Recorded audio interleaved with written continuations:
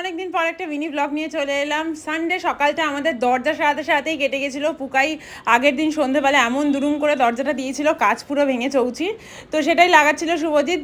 দুপুরবেলা এই ক্লিয়ারটা করেছিলাম, এর ভিডিও তোমাদের অলরেডি শেয়ার করে দিয়েছি। তারপর সেজে গুজে একটু গেছিলাম একটু হাইল্যান্ড পার্কে, কিছু গ্রসারি আইটেম কেনার ব্যাপার ছিল। পুকাইকে খুব তাড়াতাড়ি প্লে স্কুলে দেবো, তাই একটা স্কুল ব্যাগ কেনার ব্যাপারও ছিল। পাটলির মোড় ধরে যাচ্ছিলাম, এই সময়টা এখানটা বেশ ফাঁকা, বাট সন্ধে হলেই একদম পুরো ভিড়ে ভিড়াক্কার। তারপর একটা বেশ কিউট দেখে ব্যাগই পছন্দ হয়েছিল, সেটা নিয়ে চলে এসেছিলাম। আসার সময় যখন আমি বিলিং কাউন্টারে গেছিলাম, তো সেখানটাতে এত সুন্দর সুন্দর ক্যান্ডেল ছিল, কেনা হয়নি, বাট পরের বার গেলে অবশ্যই কিনবো। এরপর গেছিলাম হাইল্যান্ডেরই অপোজিটে একটা কেএফসির আউটলেট আছে, সিটিং অ্যারেঞ্জমেন্ট এদের অসাধারণ। বাইপাস দেখতে দেখতে কিন্তু তোমরা একদম সুন্দরভাবে খাওয়া দাওয়া কমপ্লিট করতে পারবে। তারপর বাড়ি চলে এসেছিলাম, পুকাইকে খাওয়ালাম। আর লাস্টে রাত্রিবেলায় রেগুলারলি আমি ব্যালকনিতে দাঁড়িয়ে মনের শান্তি চোখের শান্তি করে ঘুমাতে চাই, তো সেটাই করছিলাম। চলো আজকের জন্য টাটা।